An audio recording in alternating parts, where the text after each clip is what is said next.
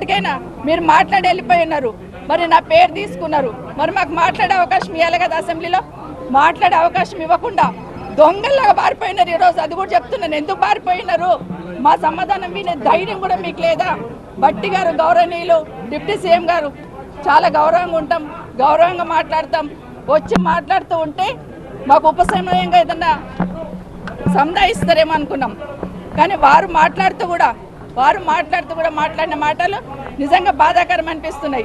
ఆ రోజు ఏదో అపోజిషన్ లీడర్గా నా పదవి పోయిందని మాట్లాడున్నారు. మరి మీ పక్క సీట్ ఈరోజు మీకు వచ్చే అవకాశం ఉండే కదా, ఎందుకు ప్రయత్నం చేసుకోలేరని బట్టి గారిని కోరుతా ఉన్నాను. ఈరోజు మీ పార్టీ అధికారంలో ఉంది కదా. అన్నిటికన్నా ముఖ్యంగా ఒక మాట అన్నారండి గౌరవనీయులు డిప్యూటీ సీఎం గారు, ఏ ముఖం పెట్టుకొని ఈ అసెంబ్లీలోకి వచ్చారన్నారు. మా కర్మగాలే వచ్చాం.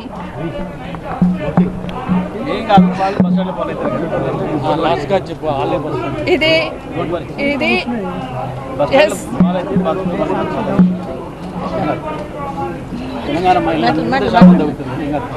ఎందుకంటే మేమేం తప్పు చేయలేదు.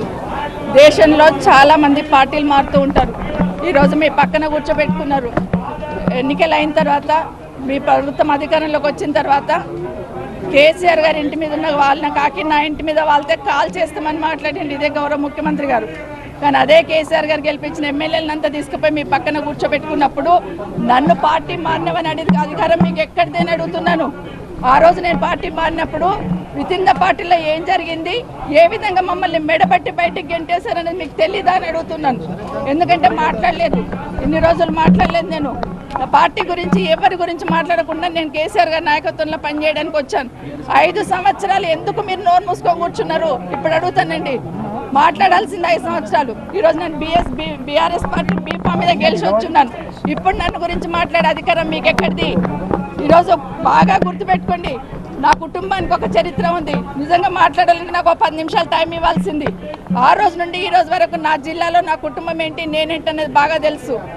ఎన్టీ రామారావు గారు ముఖ్యమంత్రిగా పక్కకు దించేసినప్పుడు అదే చంద్రబాబు నాయుడు గారు కాదని ముఖ్యమంత్రి గారు ఏంటున్నారు. ఆ రోజు ఇంద్రారెడ్డి గారు హోంమంత్రికి రాజీనామా ఇచ్చి అదే వీళ్ళ బాస్ ఆ రోజు ఉన్నప్పుడు కూడా ఇంద్రారెడ్డి చనిపోయినప్పుడు నన్ను పార్టీలోకి రమ్మంటే నేను రానని ఇంద్రారెడ్డి గారు పట్టిన జెండా నేను పట్టుకున్నాను.